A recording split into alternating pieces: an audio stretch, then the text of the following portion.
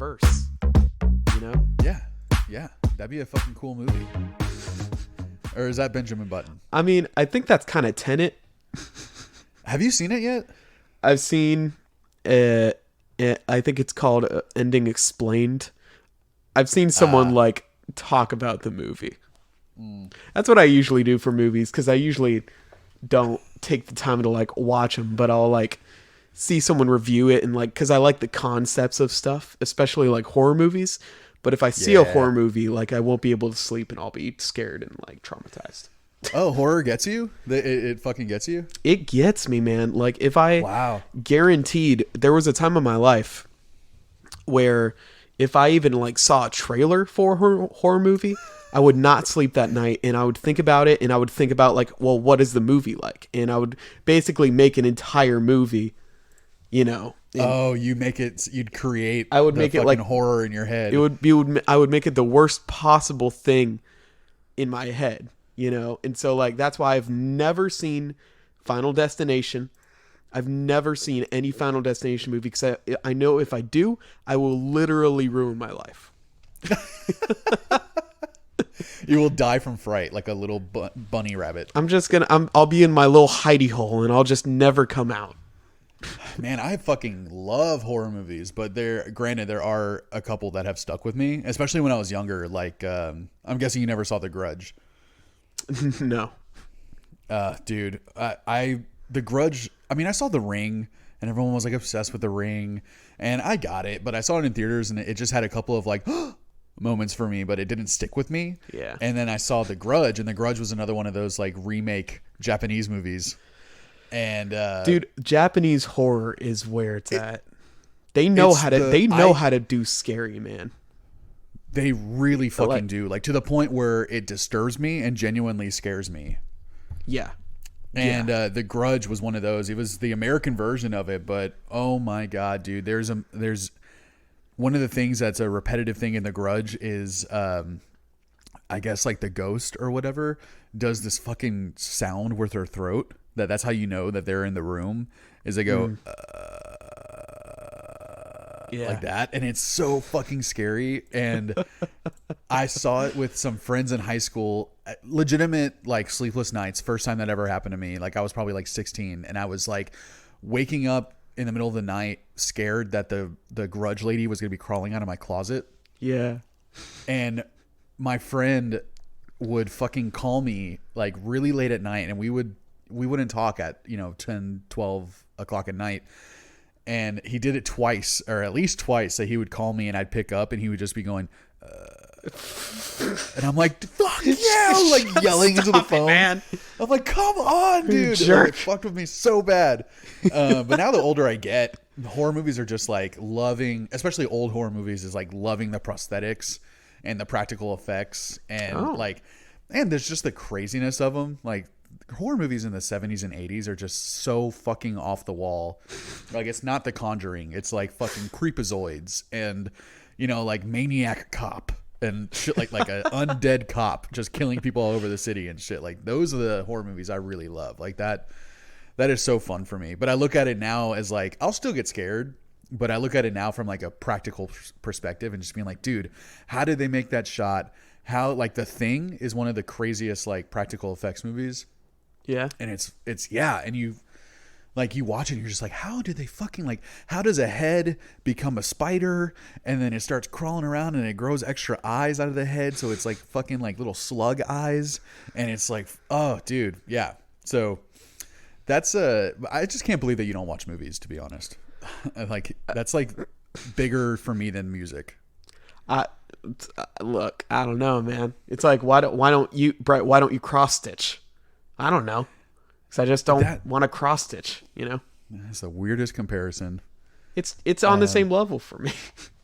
Really? I mean, look, why don't you watch movies? I don't know. Why don't you go bowling every day? That's not the same thing. I mean, that's the same thing. Like, I'll watch little YouTube videos about like movies, and like I'll watch. There's a one channel called Now You See It, I think, and they'll just talk about like the way some movies were shot and like the pacing of a movie and like the foreshadowing of a movie, and that stuff is interesting to me. But the actual movies themselves are just like, I don't know, like I don't know, just doesn't call to me, which is might kind of be a perfect segue into this album. Uh-oh. Yep. Shit. I suspect our opinions on this album, like, are when we score it, this is going to be the most vast gap between our scores. Wow, man. You know, it was definitely like, well, let's get into that. What's up, everyone? And welcome to another episode of Earbuds, the podcast where two buds talk about one album for a while. We talk about what we like and what we didn't like, and we rate it. We get into a bunch of bullshit in between. Eventually we get to the record, but we're probably going to be talking about movies for the most part of this episode. We are the odd couple of podcasts, or the pod couple of oddcasts. We are your hosts, me, Lucas, the drippy, the hammer, the Lucas, the drippy hammer Indrikovs, and Brett, the hitman Hanrahan. And today we're going to be talking about a cover album, which is a first for us, by a band called Easy Star All Stars, and they are covering Dark Side of the Moon by Pink Floyd, and their album is called Dub Side of the Moon. I think I kind of looked into this band a little bit just across their albums, and I think if they can't make some type of reggae pun, they won't cover the album. Agreed. I think that was the hardest sell for me when I first heard this record, because the first time I heard it was in high school when I did not like reggae yet. Like, I hadn't gotten into it yet. So, and Pink Floyd was like God level music to me. So you were like, oh, they're going to tarnish the good name of Pink Floyd. Oh, dude, exactly. And again, I wasn't into reggae, and especially not into dub yet. So like, I did not entertain this record at all, and all of my stony high school friends would play it during theater class, and I just would leave the room. I couldn't fucking handle it. And then I heard it again once I had started. I had heard reggae. I'd gotten into Bob Marley finally, like junior year of high school or something, and then thanks to my sister, and then that just opened up the world for me once I kind of realized, like, oh, reggae is not just like it's not like music. The most racist depiction of like Jamaican people. Yeah, and it's not. There's so much reggae that is not that happy party, like the sunshine and the sand and the ocean type of stuff. Right. It's just like there's a reggae, the reggae that I got into, and the reason that I first got into Marley, which I'm sure is a lot of people's introduction to reggae and what got them into it, is Bob Marley. A majority of his music is like protest music. It's speaking to a lot of social issues, and yeah, some of it is, sun is shining, the weather is sweet, but then you have songs like Buffalo Soldier and Them Belly Full and Crazy Bald Heads, which is talking about Nazis and like skinhead culture, and then you talk about there's so much of it was like bringing up social issues, but putting it in a context, like in a piece of music that people can still dance to. And if you're not really listening to what he's saying, you're just like, this is so fun and relaxing. Right. And I think that's kind of what I discovered while listening to this album, because I'm really so inexperienced with reggae. Just as like, maybe I have to get into Bob Marley. Maybe that's what I need to do, He's a good intro, man. Apparently what everyone else does. But I realized that like this genre is kind of, it's weird, because like it's a lot of slow stuff, right? It's a lot of the songs are very slow, but it's still groovy and it's danceable. Oh yeah, for sure. Because like when you think of dance music, first thing you think of is some, I don't know, like EDM or like something fast, a little more fast paced and uppity, and it's like reggae is just the kind of slow and more groovy version of that, I guess. I mean, reggae is really meant to to smoke weed to, man. Like that's the rhythm that you can get in when you're at that level, when you're just like, dude, I can bob my head to this. I don't have to move that much. You know, like look, I was over here like doing my best to not like talk about that, because you told me that like, yeah, I smoke weed, but that doesn't like, you know, affect anything. Like I'll listen to death metal and smoke weed. Yeah. You know, for sure. And but like, this album wants you to smoke weed to it. It calls to you.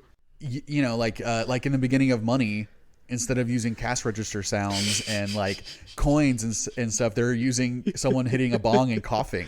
Here's the thing about that is that like when it first happened and you could hear the, you know, they're got a lighter or something and they're smoking a bowl, I was like, okay, all right. But then when the coughing and the lighting got in the rhythm, so cool. I loved that, actually. So fucking like, cool. It caught me so hard by surprise. Like it was so out of left field, and I was like, I like literally like froze, and I was like, oh. Yeah, like, do you know how much work that probably took to like sync that up to the same rhythm and syncopation that like the original album had, and then like you're completely replacing those sounds with something else? Like that's. Yeah.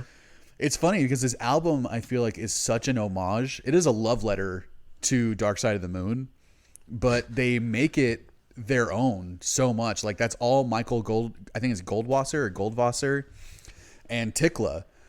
Those two guys, I mean, Michael G, he produced Dubside. He produced Radio Dread, which is their OK Computer cover album, which is insanely well done as well. And then they did Sgt. Pepper's Lonely Dub Hearts Band, I think. Not and the cleanest. That one. How do you make Beatles into reggae and make it sound cool? That's really fucking hard. But I still it grew on me a lot. And then they came out with Thrilla, which was the Michael Jackson Thriller cover album. That's the last one they've done. Yeah. And I think that's my least favorite of theirs, but there are some good standout records on songs on that record. But Dubside and Radio Dread, I mean, those two albums lend themselves so well to writing fucking cool reggae to it. Like my favorite reggae is not the major chord happy fun time reggae. My favorite reggae is the minor chord, angry, aggressive, you know, trying to make a point reggae. And this never would I have thought that Dark Side would translate so well into reggae. And that's 100% due to the writing of this record. Like all Michael and Tikla, like they are what made this so good. Well, as a person who doesn't smoke, which catches a lot of people by surprise. Yeah. You know, I don't know. Like, I kind of wish I could, but like I don't really have access to it. No, I think as someone who's not a fan of reggae, and you probably like Pink Floyd a lot, I'm guessing. I'd say I'm an average fan. I haven't like listened to all their stuff, but a good amount. Okay, well, I'm a huge Pink Floyd flan and a huge reggae flan, and I'm a flan. I love flan. You like flan? Oh, it's one of the best desserts. Oh, and okay. That's what was so hard for me to get into this the first time, because I was so into Pink Floyd, and I could not accept this as a serious piece of music. Right. But yeah, it did take me finally kind of like experimenting with weed, and I somehow came back to this record, and since then it has been a top 10 album of my life. Which is would you say Dark Side of the Moon is in the top 10 as well? Or is that, no, does that fall below? That falls below. Wow. Okay. And so you also told me before we recorded this episode that you had a history with this album. I do. I actually have some history with this album, with this band, and with this record label. So my intro wasn't great, but then once I got into college and I gave this another chance, it really did become one of the coolest things I'd heard. probably like 19 years old. And I got so into it. And then they came out with Radio Dread. And I didn't like Radiohead at all at that point, mostly because so many people liked them. Like, that's kind of like, we've talked about that before. Yeah. I'm kind of a, that's kind of your thing. That's kind of my thing. And I just thought Radiohead was weak and slow and quiet and boring. And then they came out with the OK Computer cover album, and that blew my fucking mind. And then that got me into Radiohead, and now Radiohead's one of my favorite bands. And, oh, really? But I would still hold OK Computer, Radio Dread, the cover album. I still hold that in higher regard than the original album. Wow, man. That's might even be a crazier thing to say than Dub Side over Dark Side, honestly. It might be, man. I wouldn't be surprised if that like it surprises some people, but that's how much I love reggae music. Yeah. And how impactful reggae music was on me growing up. Like, despite, I have so many memories with Dub Side of the Moon. It's held so dear to me. And there are so many moments when I was listening to this album, getting ready for this episode, that like it took me back to driving around with my friends to our first show in San Antonio that we were going to play. And we were all smoking joints in the car and listening to this like cranked up, and just so many moments of this album like was present in my life, So right. Whenever I was in college, one summer I just kind of like got a wild hair at my ass, and I thought that I wanted to get an internship. I was like, I had no reason to. I knew it looked good on a resume. That was really the only reason I wanted one. Sure. Other than just like, I want to do something this summer. So I started looking on the Easy Star Records website, perusing around. They didn't have anything about like internship availabilities or inquiries or anything like that, but I would look at some of their photos that they had on the site, and the caption some of them would be intern Michael at this festival, or intern Kayla at this festival. And I'm just like, oh, they have interns. Maybe that's what gave me the idea. So I kept looking for stuff on the site to be like, where do I inquire about internships? And there was nothing.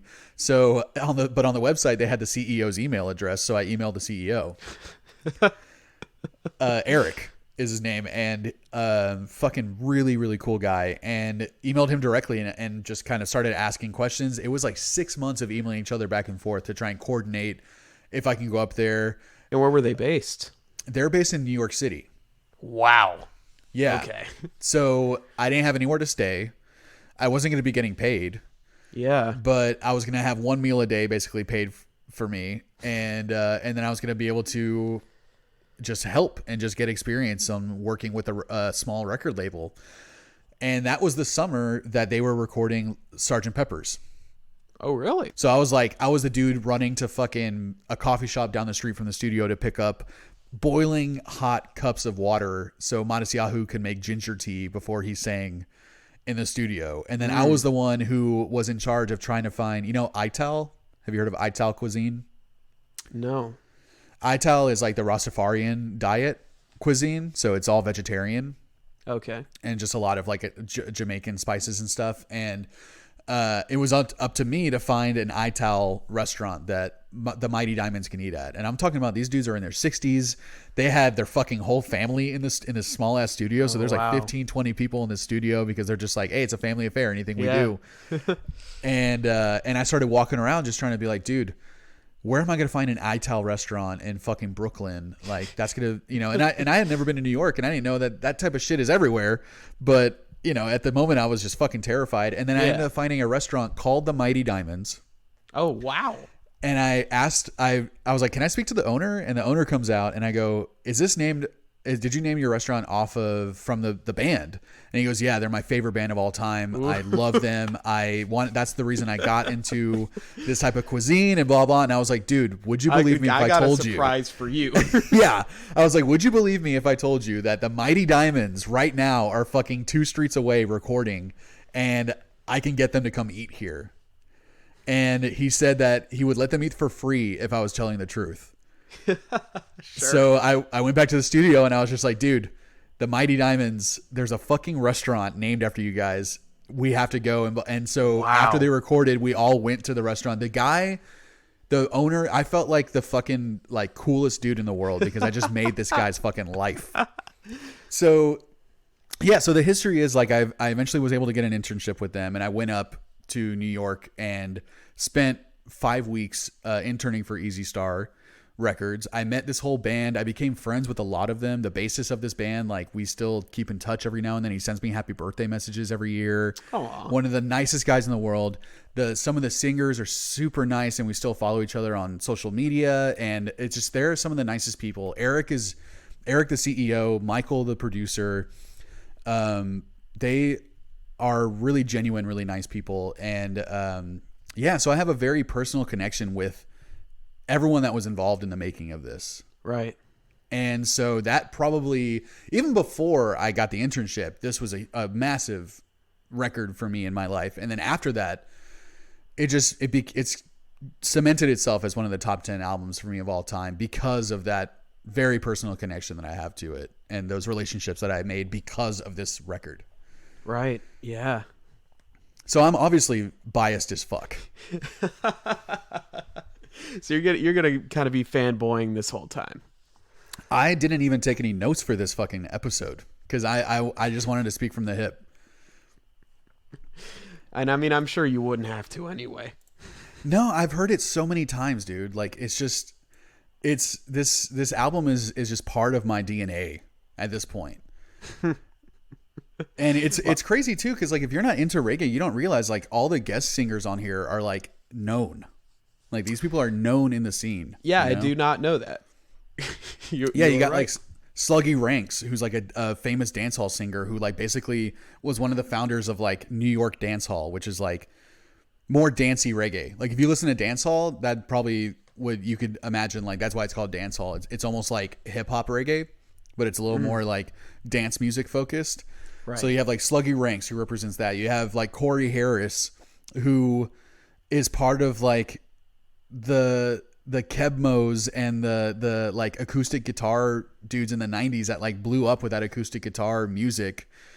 And he's on a song. Like Ranking Joe is another like famous reggae. I think he's a DJ from Jamaica. He's on one of them. Gary Pine is on one of the songs. He's like famous for being the front man for the Wailers, who was Bob Marley's band. He was the front man for the Wailers from like 98 to 2006. So like he's really well known. And then you have Dollar Man, who's another like singer guy who's really well known. Then you have Frankie Paul, who's like this. Basically, they call him the Jamaican Stevie Wonder because he's blind. And he has an amazing voice, and he sang on Lucy in the Sky with Diamonds on Sgt. Pepper's. And he has a beautiful voice. And then you have the Meditations, that is just like they're kind of like the Mighty Diamonds. They're just massive legends, huge names. And the fact that this record label started out as a distributor and they would reprint a lot of old classic reggae records that not a lot of people knew about, and they reprinted them and introduced them to the American market. And then these guys that like really just they had clout because of their obvious love for reggae, and not just like Bob Marley. Like they love people that no one's ever heard of outside of Jamaica.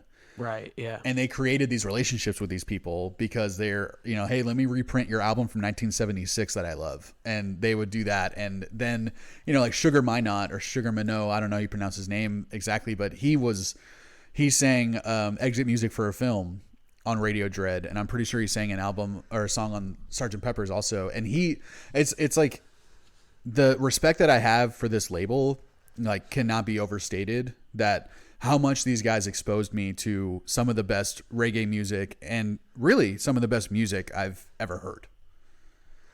And so let me get this straight, is that Easy Star is the record label, right? Easy Star is the record label. And so from that label, the Easy Star All-Stars were formed, and the All-Stars is just the band. There aren't any vocalists in the All-Stars, right?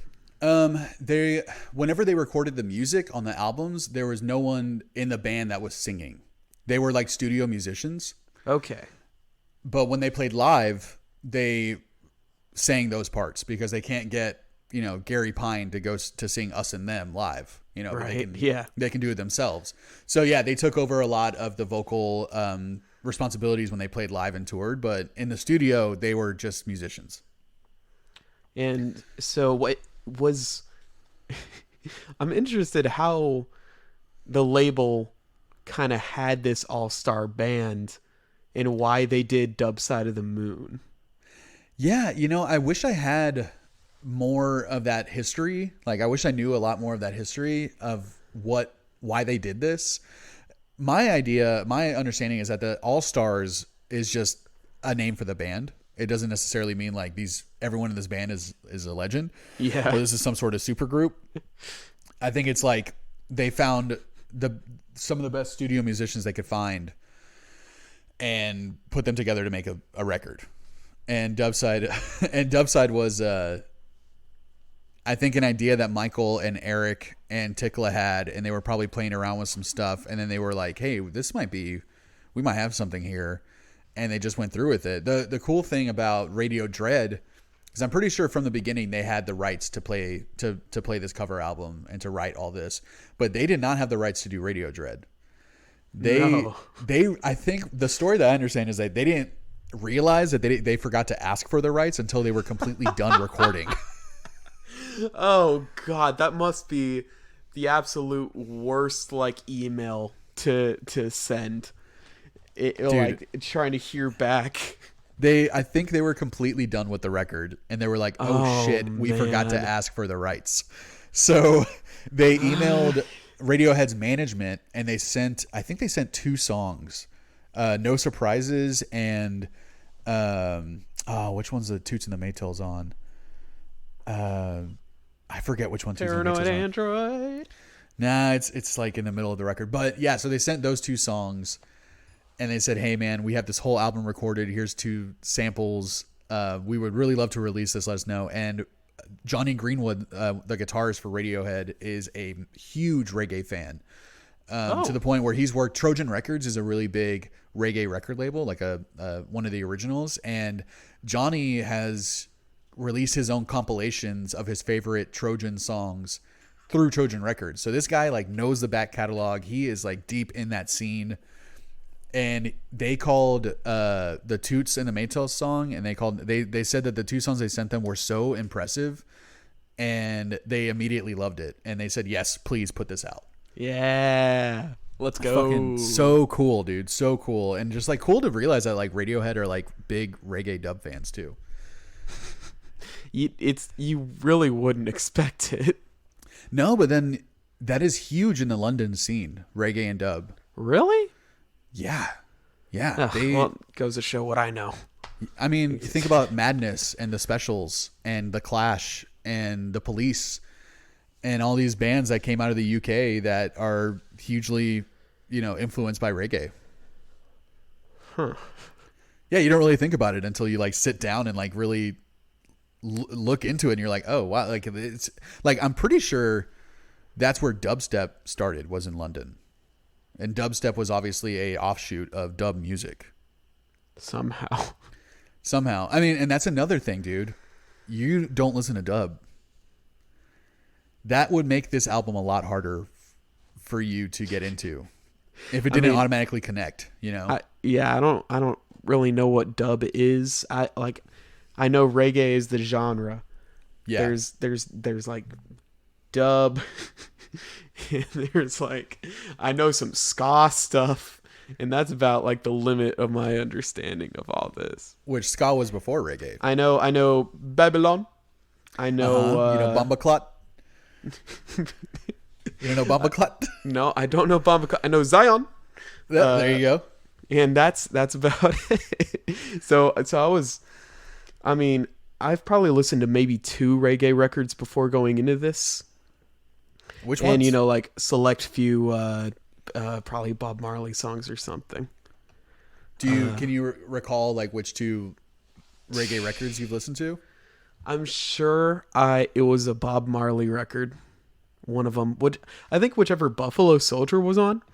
Because in social studies in 8th grade, they played Buffalo Soldier to teach us about the Buffalo Soldiers. That's awesome. That's yeah. a dope ass teacher, dude. It was pretty cool. Your teacher smokes weed. Yeah. They were hip. Guaranteed. And I think I just listened to like a best of reggae like album or playlist or something on Spotify just because I wanted to like try to get into it, and I listened to a bunch of songs and I was like, I don't know, this isn't for me. Just something about reggae. Maybe it's because I'm not a smoker, like, but even past that, like, I don't know, it just seems very slow, and the echoes kind of get to me, like the room kind of gets to me, and that's what I love so much about it. Yeah, that's the dub aspect of it all. The echoes, the weird sounds, the manipulation of like what the guitar and the drums sound like, the cutting of the vocals in and out, and a lot of that's all dub. So I think dub started as producers, like guys who would go into the studio and they would take someone's song and manipulate it, turn up the phaser, turn down the this, cut the vocals out, put some delays on this and that and that. And so dub producers are really musicians in their own right. So that's kind of where it started, was like just taking songs that already existed and making dub versions of them. And once I got into reggae, because I was already into ska, and I can't believe I like ska but not reggae. But ska did precede reggae, which is fucking weird to think about. But like, once I started getting into reggae, then like the next logical step was to get into dub, and that's when I went deep into dub. Yeah. I would put echo on top of echo on top of echo on top of every, like on every song that I wrote at that point was all reggae, dub reggae stuff. And the more shit that I could do to manipulate my voice and my guitar and the drums, like there was no limit for me. And to a lot of people, it was like exhausting to listen to. It would have been that way for me, for sure. Yeah, man. I just feel like would you call yourself like a beach guy? A beach? No, not at all. I hate the beach. Man. Reggae is just not for you. No, it's a very vibe heavy genre, and I just don't got the vibes, you know? Yeah, you don't have the island vibes. I just don't got the vibes. Right near the beach. Boy. But it's not, getting into the album.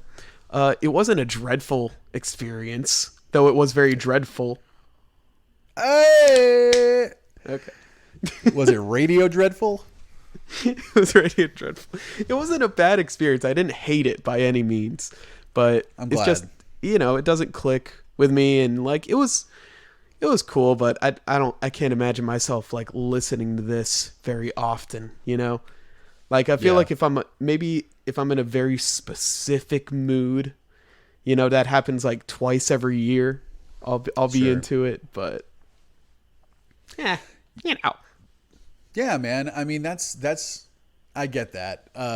I think, having the history, like knowing the history of reggae and the history of dub, when you listen to this as a fan, and I don't know if I can even call myself a fucking like amateur historian, but just knowing the background of where a lot of this music started, this is next level reggae and dub music. Like, this is not your basic shit.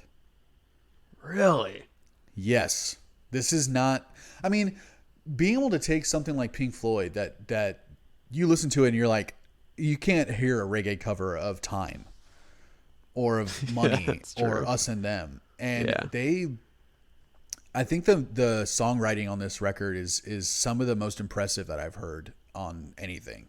And I can appreciate it because I have that history with reggae and with dub and all that stuff. And I can and I have that history with Pink Floyd, so I can really, really appreciate how masterful this record is. And what I'm trying to say is you're wrong.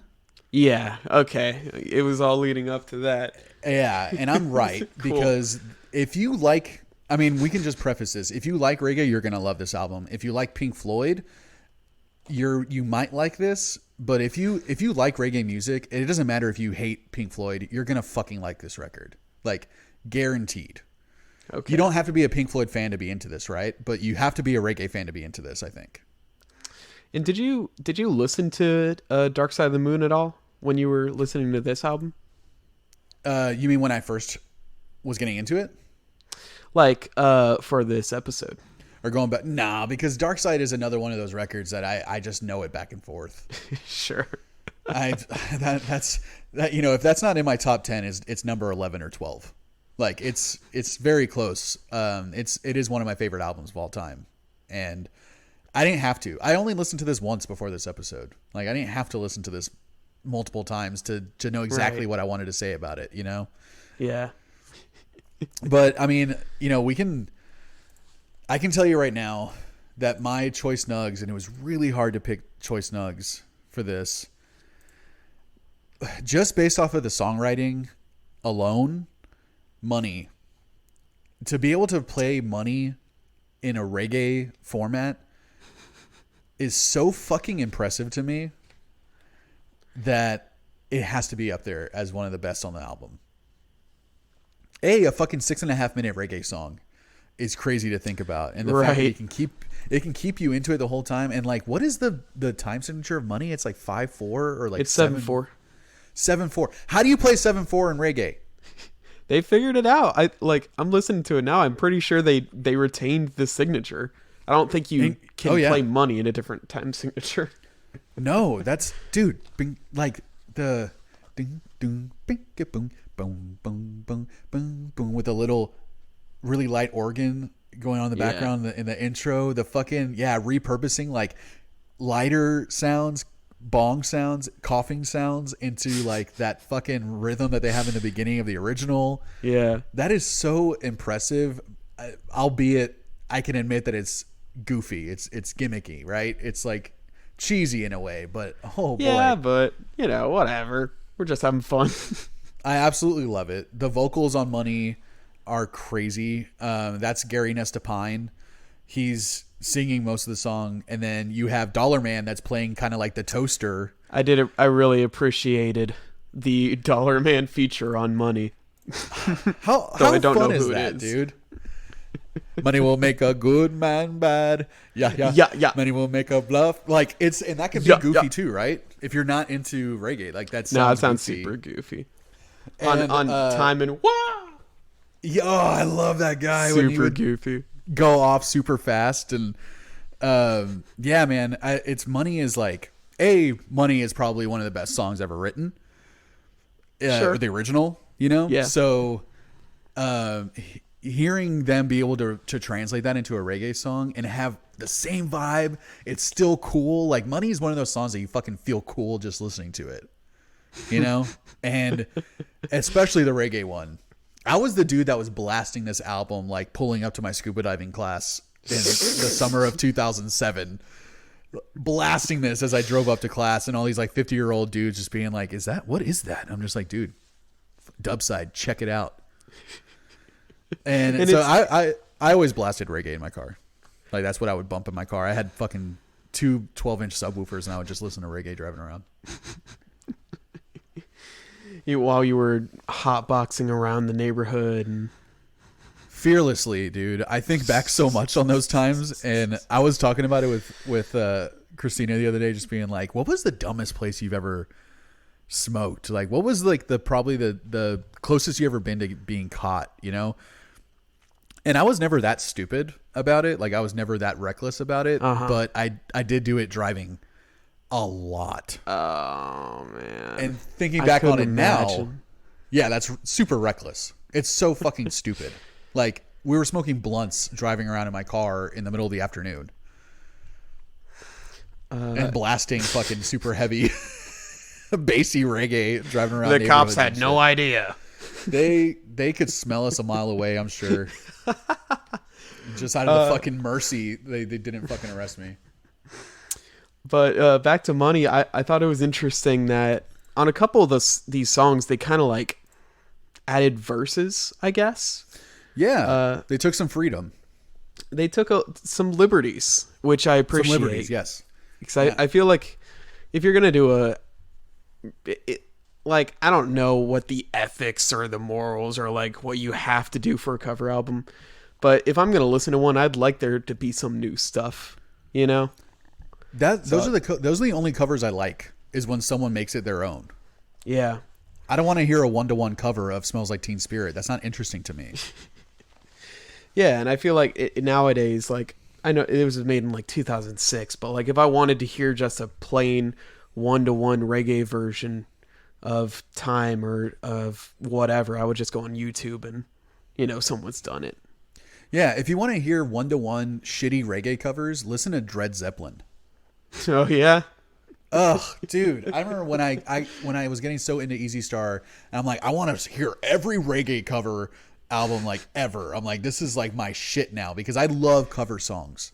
I always have, and it's like a friend of mine called me out on it a few years ago, because like every song I would show him while we were playing poker was a cover of another song, and he was like, "You like cover songs, huh?" And I was like, "Wow, I guess I never thought about it." But I do absolutely love covers, and Dred Zeppelin is like almost a joke, and they're also doing straight 1-to-1 covers. They're just doing reggae versions of Black Dog and shit, and it's so bad. Oh, it's so uninteresting. But I do like the liberties that they took with this. And what's weird is, like you said, like they add, like on Money, they have Dollar Man, money will make a good man bad, and they have kind of this like dance hall verse where they kind of let him go off and do his thing for a couple minutes, and then they come back to Money. But what's fucking crazy, and you mentioned this yesterday, is technically you can do the same thing where you sync up Dark Side of the Moon with Wizard of Oz. You can sync this record up with Wizard of Oz, and it hits at the same moments.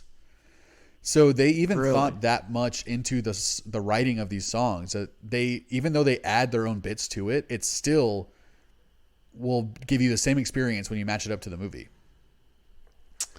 Man, and that's probably, maybe to me as a person who doesn't know anything about reggae, the most impressive part of this album is that they were able to like kind of sync everything up, I guess.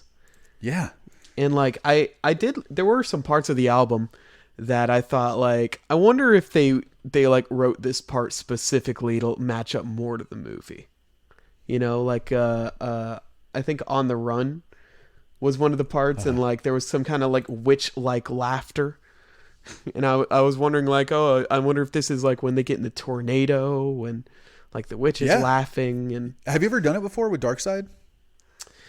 No, man, because I don't like even if you gave me the liner notes of the album, I wouldn't be able to do it, because like Wizard of Oz, I can't find it. Like I can't find it anywhere. It's on Hulu Premium, which, like, if you have a Hulu subscription, you have to pay money to watch, which is the most mind-bending thing to me. And it's only with movies that I want to watch that happens. I love that, like, one of the movies you want to watch is Wizard of Oz. Well, because I wanted to do it with this record, Yeah. I thought it'd be cool. I thought it'd be an interesting way to listen to them. It is cool, man. It is. I think you would like it a lot. I'm sure. Can't you find like Wizard of Oz on fucking YouTube or something at this point? Maybe. Is this shit I'm sure not there's public domain at this point? I feel like it should be. I think the story is, but maybe not the movie. But yeah, dude, I went to Alamo Drafthouse, and they were doing the Wizard of Oz with Dark Side of the Moon. Yeah, I love it when they do that kind of stuff at Alamo.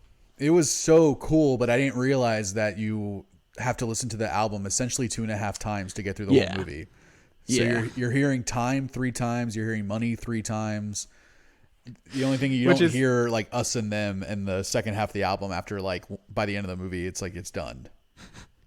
And it's funny because people will like swear on their lives that like Pink Floyd made this for Wizard of Oz, but like they deny it. How are you gonna write something and be like, okay, the second time the album comes around, it's gonna sync up with this part of the movie? And who thought to do that first? That, what? That's like, I don't know. What fucking acid brain just like thought that would be a good idea? If I just play this album with this movie at the same time, how do you even think to do that in the first place, much less with Dark Side and Wizard of Oz? Right. And I don't know. And you were 100% right. When On the Run starts, that is when the tornado's happening in the movie. Right. Yeah. So there were parts like that where I kind of imagined like, what part of the movie would this fit it with? Oh, it's probably this. Like, I wonder if they wrote it for that part. Yeah, who knows, right? I mean, on the dub side one, I think they definitely had that in mind, right? They have that context. So I think the laughing that you hear in On the Run, which I love this version of On the Run way more than the original version, because they add like EDM stuff to it or something, like fucking I drum think and it bass. was, if I'm not mistaken, this could just be me being stupid, but I think it's the Amen break, right? That Amen? they added the drums from the Amen break, which is like the most sampled drum beat of all time. You've heard it in like Powerpuff Girls and is it Yeah. Is it like, it's the same drums? I think because it's got a pretty iconic like snare, Yeah, yeah, like yeah, yeah. and I could be wrong, but I appreciated it because normally On the Run is like It's a skipper. It's cool, but it's kind of a skipper. Like it goes on for too long, and it's like, all right. But I did appreciate the drums on this one, and I only wish that they could have done even a little more with this song. Like got a little weird with it, and like added some. I was like wishing for some echo stuff, which is like I was like ironic. some echo guitars or some weird vocals or something, because I feel like they could have gotten really like, I don't know, like psychedelic with this one, and I don't know, maybe they weren't really trying to go with something like that, but Well, I feel like they definitely went more psychedelic with it. It's a lot more interesting than the original. I think so.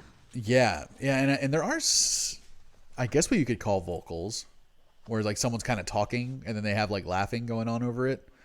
Yeah, But definitely one of the cooler things when you're watching the Wizard of Oz with this album is when Money starts. That's when the door to her house opens and everything's like gold and colorful. It's literally like that moment when the door opens and you see the Emerald City and it just goes doom, doom, boom, boom. Like it's so fucking cool. I wish I could. Maybe it is on YouTube. Maybe after this recording, I'll try to look for it again. Dude, I will drop off a nug for you if need be, for you to truly enjoy. If you could just ship it, like 1-day delivery. I'll just FedEx it to you. FedEx has been drug dealers for 30 years. They just didn't know it. So, what's your second nug? Yeah, so first one is Money. Second one was hard for me to decide because I really love Speak to Me and Breathe. I really love Time. And I really love Us and Them, but I would have to say it's Us and Them. Okay. And honestly, I think it's because both of those songs are also two of my favorite Pink Floyd songs. And Money and Us and Them? Yeah. Okay. And Us and Them has, on this album, is very different reggae. It'd almost be hard for me to call it reggae. It's more drum and bass than anything else, but slow drum and bass. When I was listening to it, some parts of the song kind of gave me like an 80s just pop vibe, like a love song you would hear on the radio in the 80s for some reason. Yeah, totally. And I think it's a lot that has to do with Frankie Paul's vocals. He has an amazing voice. And he can just capture that vibe so well. He, like, when he was singing Lucy in the Sky with Diamonds, they had to print out the lyrics for him in like 128 font because he's legally blind, so he would be reading it like, and he was recording one line at a time, and he would just, and then they'd have to stop, and he would be, okay, what's the next line? And some things he had trouble pronouncing because he's just like so Jamaican, right? That but he seeing him live recording Lucy in the Sky with Diamonds and knowing that he was the one that did Us and Them, seeing him record Lucy in the Sky was an experience I'm never going to forget. It was so beautiful hearing this guy's voice live. Like, he has one of the best vocalists, in my opinion, of all time. Wow. And you do listen to this, like you're listening to Us and Them. It does sound like he is a 90s R&B singer, but he's a Jamaican reggae guy, and he has this smoothness to his voice. And Us and Them is a very heartbreaking song, and it's a very somber song, and he captures that mood in the way that he sings. He almost sounds sad the whole time he's singing Us and Them, and it's really beautiful. Like, if I would say that is my favorite song on the record. Wow. Well, I think it definitely does get across that it's lonely. It's lonely, it's somber, it's melancholic, it's his vocals, it's also a little bit inspiring. Yeah. Which is a kind of a weird way to describe it, but it kind of gives you hope. Yeah, when he's singing the I guess what you could call the chorus. Yeah. Yeah, inside. Yeah. Like it gives me goosebumps, man. It makes my eyes water listening to this song.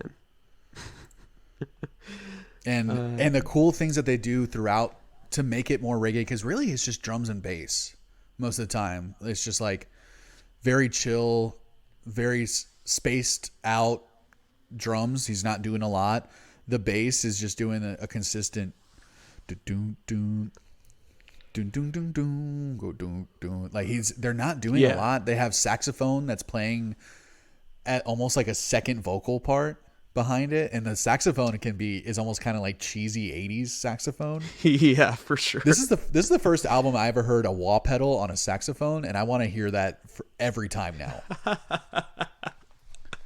That is one of the coolest effects ever.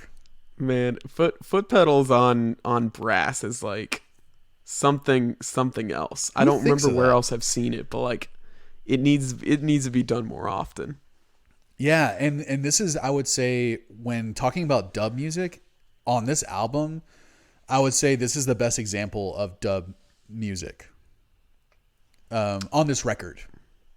Us and Them? Yeah, Us and Them. Okay. Like what they do where they're manipulating the sound of the bass every now and then. It doesn't last more than a measure sometimes. Like the way that they manipulate the drums, the random little echoes that they put on the guitar, the effects that they're putting on the saxophone. It's like during this bridge part with the really nice piano, and you have that guitar like echo stuff in the background. You have this very reverb, fucking wet ass piano and wet ass drums. It really, like, this is like a clinic on dub music. How to make a song dub to where it adds to it, right? It's not like you're not replacing something just to make it weird or different. Like, this song wouldn't be the same without these little manipulations happening. Right. And I'm a huge saxophone guy, so I'm pretty much going to love it if there's saxophone on it. But the saxophone played on this song is so sexy and also somehow conveys melancholy and sadness but perseverance. I think that's what it is. Like when you're saying it's almost positive, it's like you can hear the perseverance in his voice. Yeah, I think that things aren't great, but we're going to push through, Yeah. And there's a lot of passion being displayed in the vocals and in the saxophone, and it's just this is a life-changing song for me. Wow. Yeah, man, I'm getting teary-eyed just fucking talking about it. It really is just like, I can't compare it to much else. I can't think of especially another reggae song that has had this much impact on me as Us and Them. I'll be high and listening to this and I'll start crying. Well, let me go ahead and mess that up real quick with one of my little grievances. With this album. With this album. Okay, yeah, let's hear it, man. I mean, it only happened. It's only on, I think, this song and Eclipse.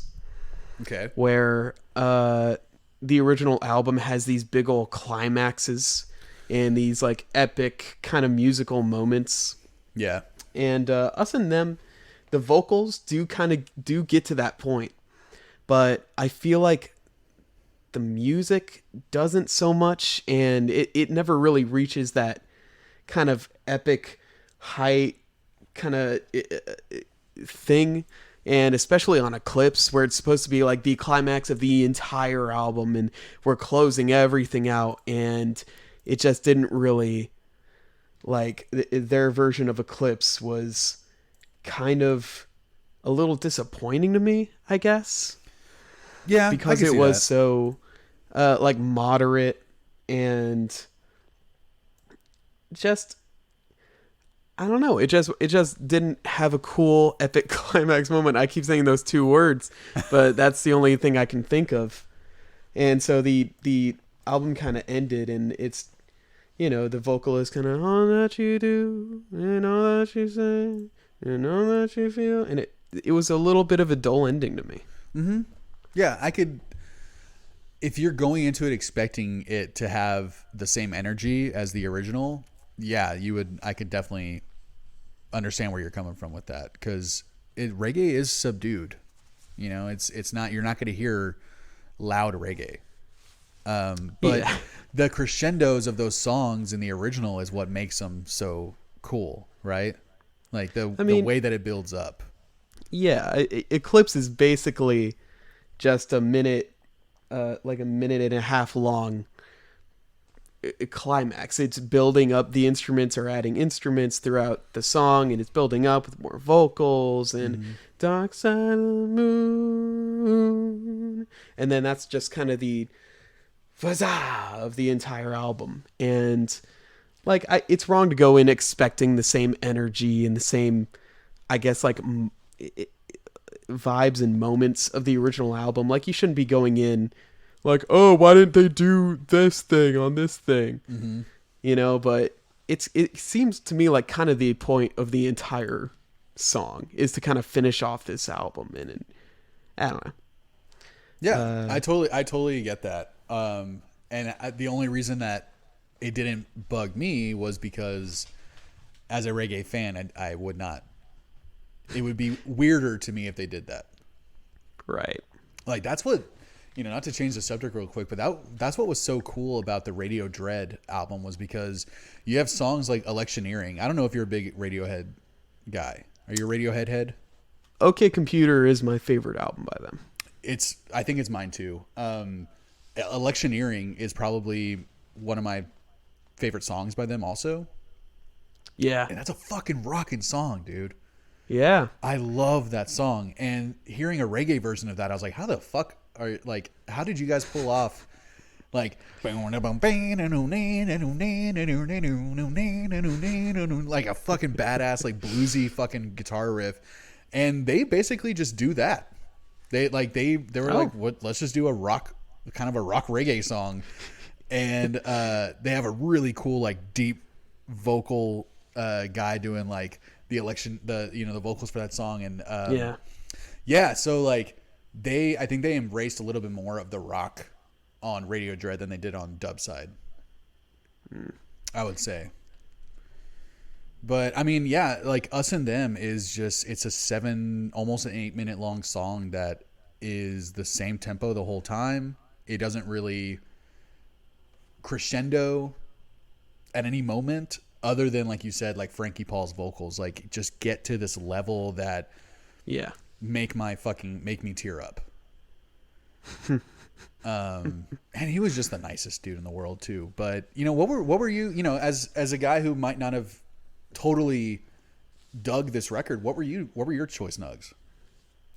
My first one was Breathe.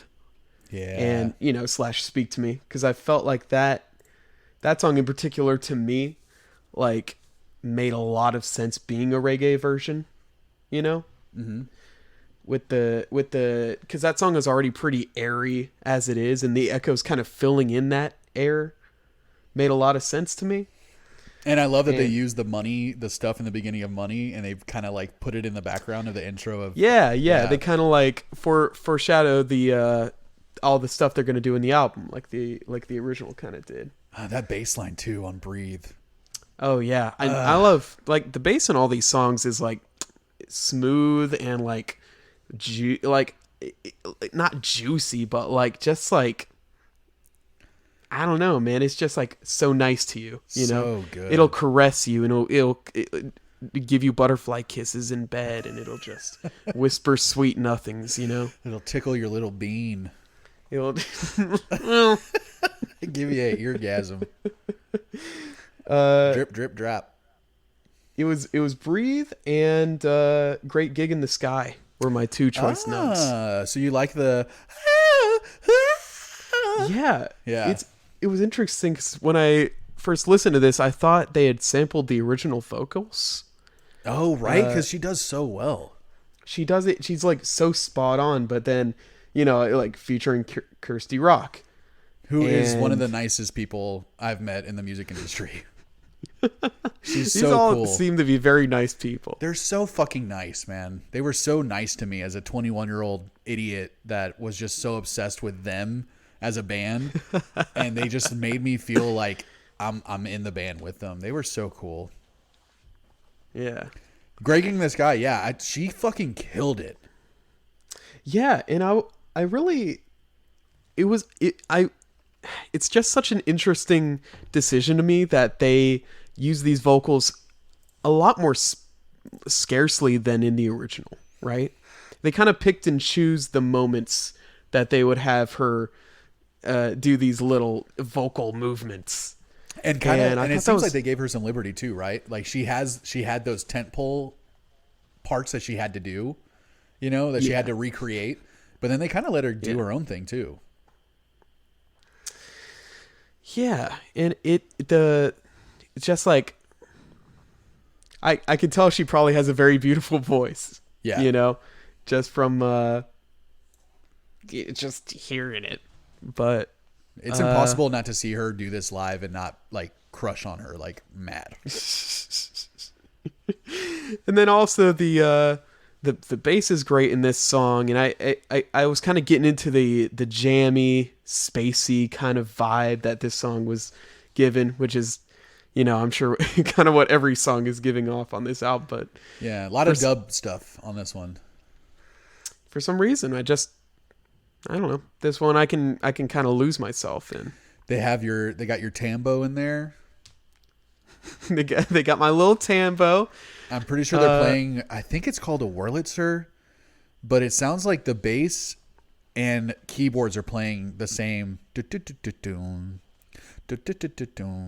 I think that's a Wurlitzer playing on top with the bass. So you have this like kind of more like sound over the bass doing that. Yeah, right. Whatever that is, I feel like it's such a great layer onto what the bass is already doing, and that all that extra percussion going on. Yeah, man, that's dub. That what they're doing to her vocals there, whereas they're cutting it in and out. You know, she might have been fucking going off the whole time, and Michael took it upon himself to go in here and dub it out. Well, recording a song like that for Great Gig in the Sky must be really odd, right? Mm-hmm. That and it's like how much pressure, because that is such a famous song. Yeah, and like, just I don't know how you go into that one, honestly, because it's kind of a freestyle thing in the original. Mm-hmm. She was just kind of doing whatever she felt in the moment. Like, do I memorize these things, or do I do my own thing? Do I like do half and half, which is kind of what it sounded like she did on the recording. Yeah, it sounds like she had those moments that she wanted to hit, that she wanted to recreate, probably maybe even fucking prove that she could do it, because the original lady's vocals are just unbelievable. Apparently she was 22 when she recorded that, the original singer. Wow, that's so weird. That's amazing, man. Like, and she was highlight, like she was that song, whoever that vocalist was. Yeah, and she didn't even, I think, from what I read, she did 2 takes, and then they excused her, and she didn't even know she was on the record until it came out. Wow. Because she thought they dismissed her and were going to erase the tracks. Wow. I would not be surprised if Roger Waters was just like, yes, thank you. That'll be all. And she leaves. She's like, did he hate me? He seems like a little curmudgy. But it's interesting because my choice nugs on the original album are like Time and Breathe. And Eclipse, if I could choose a third. Yeah, Eclipse was my buddy. I think it was my buddy Peter's favorite song. Or no, it was Brain Damage. I think is Peter's favorite song. The lunatic is on the cross. And they have a great version on this one too, where they kind of pretty much stick to the original. That was like my third running nug. I would say Time is my third. I love that Time is the master, and time can be a disaster. That guy, like, we used to never get it right because that song has like a really long intro, and I never knew when he was gonna bust that out. Yeah, and we'd always do it on the wrong part, like driving around listening to this, and we're like, "Damn it, we thought we fucking had it that time." But Great Gig is that's surprising, man. You know, you're kind of surprising me a little bit because it's been a couple episodes now where your favorite tracks have been instrumentals.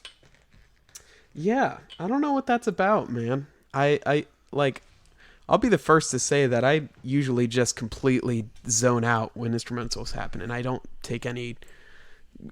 I just don't listen to them. But sure, I don't know. They've been speaking to me. Yeah, man. I mean, Great Gig is like is there a song that you would say is bad on this record? What do you think is a bad song on this record? Well, as I mentioned before, Eclipse kind of disappointed me. Sure. I think I like their version of On the Run better. I do too. I think that might be the only version that I like better than the original. Honestly, you're not gonna like this, but I think the ranking, I think he kind of got to me. Yeah. Which it's weird because my first couple listens, I was like, oh man, I love this guy. Freaking, whatever. He's like his crazy fast rapping. But the more I listened to it, like the more it kind of got on my nerves. I just think it's so cool. Like he's literally going that fast. And I was listening to it and I'm just like, dude, is he just doing gibberish at one point? But I think he's legit saying stuff. Yeah, that might have been what irked me. Is that like it's like I don't know, man. Like I could do like I could do gibberish that fast. And, I'm a scat man. Yeah, and like the wahs got on my nerves, which sucks because I really because he did it so often, and it's just like a minute and a half of this guy just like doing whatever. Yeah, I think there's some reggae guys like Ranking Joe. I want to put man, I haven't listened to like old school reggae in so long, but they're like Barrington Levy and other guys like that they just have like go-to things that they do on every song, and I'm pretty sure that wow, I'm pretty sure Ranking Joe probably does that on every single song of his. That's like his thing, Yeah, and I don't know. I think I like the. I think there were only like 2 kind of original verses on this album, right? It was Time and Money. Mm-hmm. There might be another one. I like the Money one a lot better. Yeah, me too. That guy's voice, Dollar Man's voice, is just so fucking cool. Yeah. But yeah, aside from like Eclipse and in that part in Time, because I like the rest of that song. Right. It's just kind of when that guy comes in and just wrecks shop. Just it's like a Jamaican Busta Rhymes, but not as good. Whatever. But I'm not hating it. I'm not hating on it. No, I wonder like if this was the album that Michael had suggested instead of Sun City Girls, do you think you would have liked it more or less? Probably less, because like I'm used to Michael just giving me stuff that he like. I don't know if Michael actually like takes my taste in consideration when he gives me things to recommend. Yeah. Yeah. He'll just give me whatever, and like I'll be like, okay, this sucks, and he'll be like, all right, that's fine. He's like, yeah, I know. Yeah, I expected that. I'm like, cool. Why'd you recommend me that? Yeah, I get that. But because it was you, you know, I was more open minded about it. You know, I'm trying at least. Yeah, and like again, like I didn't hate the record by any means, but it's not going to get a very high rating Sure. as well. Yeah. Well, let's get to that, man. What would you rate this album? I'm giving this one a 5.5, 5.5. which is kind of like I'm still kind of on the fence about it, but it's leaning toward the more positive section, the more positive area. Mm. And like I'm not sure if I'll ever come back to this one. Maybe if I'd actually get more into reggae and I'd figure it out, or I just like get dabbed out of my mind and it just clicks. Yeah. Do you? It's almost like if I could make you a reggae playlist, would you be open to that? Of course I'm open to it. I'm always open to you recommending me stuff. Will I ever get to it? That's another question. I have made playlists for friends, multiple playlists in the last year. I don't think they've listened to any of it. It's a little disheartening, but 5.5, man, I think as a guy who really doesn't listen to reggae at all. You're a classic rock guy at heart, you know. I think I knew that this would be challenging, but this was a very personal choice for me to be able to talk about this record and talk about how much it means to me, you know. So so your rating doesn't matter, but mine does. So mine like I've said, man, this is a top 10. Well, this is going to be a pretty easy episode for you to edit because you're just going to take out my track. Yeah, it's going to be edited by the end of the day because I'm just going to save my track and put it up. Yeah. I feel like I was probably talking most of the time anyway, but this is an S tier album for me. Yeah, that makes sense. Top 10 of all time, no doubt. Like that's not even, I have no fucking hesitation to say that. This is a 9 point. It's nearly perfect, man. It's a 9.6.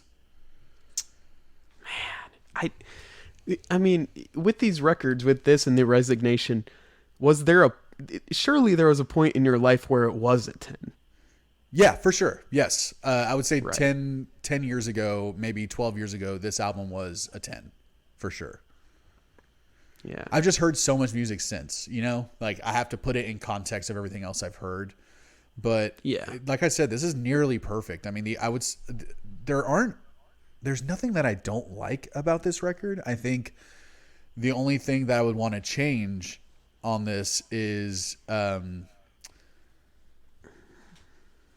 don't even think I would change anything, dude. I mean, look, man, you got 0.4 points that you are not accounting for. Yeah, you know, feel me? I think On the Run has been a song I never liked on the original, and I like this one more, but I still skip it most of the time. So that's probably what it is. I think that's the only thing I would change is like On the Run, I think is just a filler song on both records. Yeah. But You almost got 'em. 9.6, man. 9.6 for me. This was a life-changing record once I finally really gave it a chance.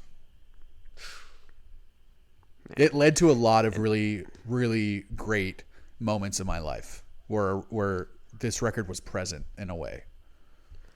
Yeah, man. When you suggested this and you were telling me how much weight you're putting behind it, I had no idea how you were going to justify why this album is such a big deal because it's a cover album, Right? you know, like it's weird, but after hearing this episode, like from your viewpoint, I get it. Yeah, man. You know? I'm glad. Like I'm glad that you let me like tell the story of, you know, being friends with these people in a way, and I've been in touch with them for the last over 10 years in one way, shape, or form, and I hold these people in really high regard. Like they treated me well when I was an intern. They were really respectful. They gave me an insight into the music industry that I would not have had without them. And it was one of the first things that I did where I knew what I wanted to do and I seeked it. I executed, you know, like Yeah. The only reason I got that internship is because I emailed the CEO. Like, that's not something that I think a lot of people would think of doing.